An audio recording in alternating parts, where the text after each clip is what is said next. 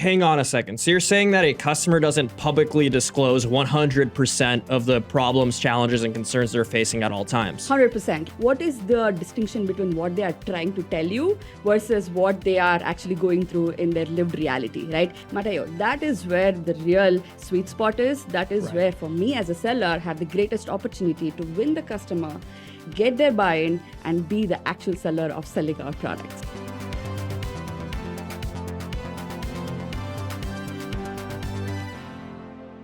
Welcome to Fix My Workflow, where we take real sales problems from viewers like you and work through them like we would on a real desk. I'm your host, Mateo Valdez, and I'm an account executive here at Microsoft.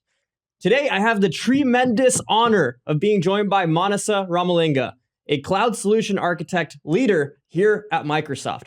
Manasa works closely with IT leaders across many industries to define, design, and implement their unique AI use cases and strategy.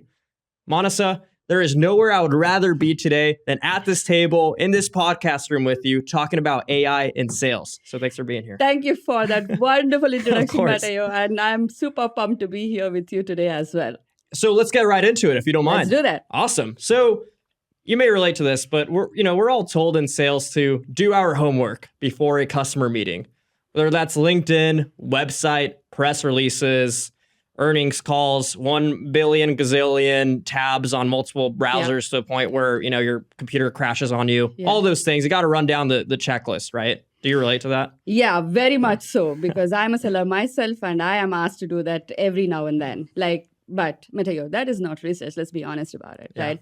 It's just trivia. Mm-hmm. And your buyers and sellers can actually smell it from a mile away. Mm-hmm. Imagine you're going into a customer's website or their LinkedIn post. What do you think you're going to get out of it? All that they want you, me, and the rest of the world to know, right? It's not what they're really struggling with. It's not their business, priorities. You're not going to get much out of those information. Wait, right? Hang on a second. So you're saying that a customer doesn't publicly disclose 100% of the problems, challenges, and concerns they're facing at all times? 100%. Definitely not on their LinkedIn post. Definitely not on their marketing content. They're not going to do that for you. Okay, well, I love that, comparison between research and trivia, right? Yeah. And it does relate a lot to a question that we had from one of our sellers, of the many sellers in our community that may be watching this episode today. Sure. So the question is, and I quote word for word, is, I do my pre-call research, but during the conversation, I struggle to find the real need. I relate to that a lot. Yeah. What's a fast way to find credible hypotheses about what the customer is dealing with right now, and turn those into smart discovery questions for a first call? So Manasa, please, we need your help to fix this workflow. Are you up for it? Totally. And based on the question that they have asked, you can tell that these sellers probably are repeating what the customer already knows about themselves, right? That is not real insight. It's just mirroring. And when you tell those mirroring concepts, the customers feel like they are not understood, and credibility disappears immediately, Mateo. Absolutely. Yeah. And you get one shot, right? You get one shot at it. Right. Yeah. So you got to do your homework. When they say homework, the real research. So, to really clarify the distinction, what is the difference between a vendor and a trusted advisor, right? That's a very good question. In my opinion, vendor is somebody who pitches the products, and advisor is somebody who diagnoses the struggle that the customer is going through. I got it. As a seller, my most important goal is to understand the friction in the business, not their marketing language. And that's what you get when you look into their LinkedIn posts or their website or marketing content. You're not going to get a good understanding of what the business is going through, their struggles, and where their areas of improvements are. That's not what you're going to get, right? Yeah. Couldn't agree more. And like you're saying, you're going to be seeing what they want you to see, exactly. not where the real kind of trouble is and where you can help. So right. What, tactically walk us through how you would actually do this. So I have a concept called as business DNA. Let me help you understand. Like every customer that comes through me, I not only just look at the surface facts, but rather I want to get into the deeper weeds of where the customer is suffering. Like what is the distinction between what they are trying to tell you versus what they are actually going through in their lived reality, right? The insight actually lies in the tension between the priorities and the execution. Mateo, that is where the real sweet spot is. That is where, for me as a seller, have the greatest opportunity ability to win the customer, get their buy-in, and be the actual seller of selling our products. So when you see a clear difference between what they're telling you and what actions they're taking, basically. Exactly. Okay. Exactly. Very cool. So walk us through how you would do that. Well, we live in 2026. Do indeed. Right? So this is the age of AI and Copilot. Mm-hmm. Why am I going to not use it? I'll use it for my advantage. Every single day, I use Copilot as my analyst. As we all spoke about, there is a ton of content out there on their LinkedIn posts, their earning calls, their quarterly reports, maybe even their marketing content. Right. Instead of me spending days and days to synthesize the data, I'm actually going to look at my Copilot to help me understand my customer's business DNA. Cool. And to be specific, I have 3 different prompts that I use day in and day out to do it. So let me walk you through what those are. Please. Awesome. The first one is a contradiction hunt, right? So as I said, we usually have access to the customer's earnings call transcript or their Q3, Q4 report. Now I'm going to use that data. And instead of asking Copilot to summarize that for me, I actually ask a specific question, like find the tension. What are the customer claiming in a strategic priority versus what their operational expenses show? Now, you have given the data that the customer has put out in the wild and asking the question to Copilot to help you identify that contradiction or the gap. Guess what? What I would have taken for many days to finish, the Copilot can actually go and do it for me. It should be able to identify a gap.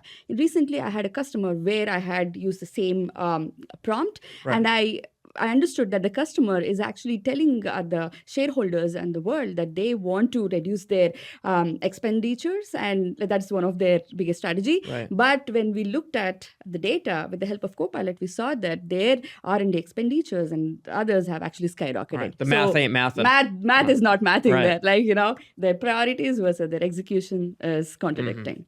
So that's one, that you have won that first battle, which is the contradiction hunt. Now let's go to the second battle, which is the identification of a friction, right? So now with the help of Copilot, I have identified what the contradiction is. Now I need to really understand what are those real bottlenecks that the VP of operations is probably going through, right? So I'm going to use their data now again, and I'm going to use Copilot, and I ask the question based on the tension, what are the likely bottlenecks for their VP of operations? Now, Mateo, guess what? We are not guessing. We are using the customer's data, right? And with the help of Copilot, we should be able to help and identify which are those bottlenecks that the VP of operation is going through. Now we have won the second battle. Now let's go to the third one, which is the provocative bridge, right? So finally, when I get into a meeting with the VP of operations, I should have those questions that I can ask them so that I can help them to bridge that gap and reduce that friction. So with the help of Copilot, I'm going to draft 3 provocative questions I can ask a VP of operations that highlight how they might be struggling with bottlenecks without sounding like I'm accusing of them, right? So now, with the help of Copilot, you also have those 3 questions. And how long does that take you, by the way? Trust me, days. Takes less than 5 minutes. Really? Not days. Gone are the days, Mateo. We are in the age of AI. You're right. Copilot. I need to catch up. So with this now, imagine now you have all of this, the contradiction, the friction, and the provocative bridge. Now you get into a room with their executors. Guess what? You know their business better than their own internal employees. See, that is what I call as business DNA. So the full workflow from the research, that's a lot of workflow fixing. Yes. Wow. Oh my gosh. And because you have done this research, which is not like mirroring, it is real research. It's not trivia, right? So now, when you go into that room, you're actually not acting like a vendor. You're acting like an advisor. You're not pitching any products here, but rather you're offering a bridge to solve the friction that you just discovered. That is winning, in my opinion. So if we were to, that's a lot of amazing information. So if we were to recap it, I think one key thing, and add anything I may be missing, is the difference between a seller, a pitcher, and an advisor, right? 100%. Pitching, you're coming in, you're talking about hey, look at this really cool product we have. How many of it, or how much of it do you want, right? Right. It can do this for you. But an advisor is, you're, with the help of AI, you're forming, a perspective rooted in research, the delineation between this is what the customer is saying online, publicly, and these are the actions they're taking, and finding the tensions, like you put it, between those to then inform provocative questions 100%. To ask hey, we notice you have this discrepancy here. Tell us more about that.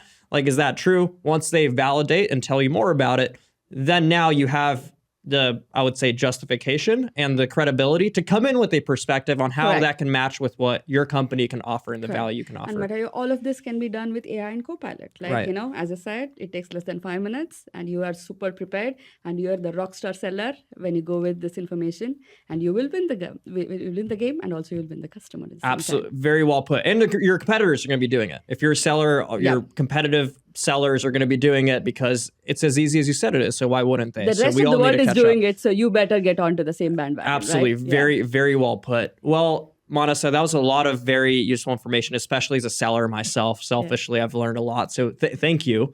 But most importantly than anything, thank you so much for helping us fix that workflow. But before you leave, we have one more part. Could you just stay for just another minute? Absolutely. Okay, awesome. This is our final and most exciting segment, CTRL+ALT+Delight, our pop quiz break. Today's question is, what's the fastest way to earn credibility in a first meeting with an executive sponsor? Is it A, lead with your company overview and customer logos? B, ask a broad question like, what keeps you up at night? C, share one specific evidence-based insight about their business and ask a targeted question tied to it. That was a heck of a lot of words. Yeah. D, walk through a detailed project plan to show readiness. What do you think, Manasa? I have read a research that actually says that when you line up a bunch of logos with the products and their offerings, there's a very good chance you can actually win that deal. Because of that. Is that one big study that was published? Yes. Oh, yeah, where it said that there was a direct relationship between amount of logos that you show. Like for every one logo that you show, you should expect a 5 million revenue increase, 5 to 6 million, something like that. Yeah. So, yeah, I mean, I definitely seen that, and I would just from a reputable source. So, and as the expert sellers we are, that's definitely the right answer. But this is a Microsoft show, so you might as well ask Copilot. Okay, well, both of us were terribly wrong. That's a bummer. So Copilot does say that C is the correct answer, which does align a lot of what we were talking about today. Making sure that you're rooting everything that you say, the perspective you provide from an evidence-based and research-based, perspective. A lot of what you talked about today. So if you answered C, then you are a brilliant seller. Hats off to you. And that's it for today. See you next time for another episode of Fix My Workflow. Thank you so much. Thank you.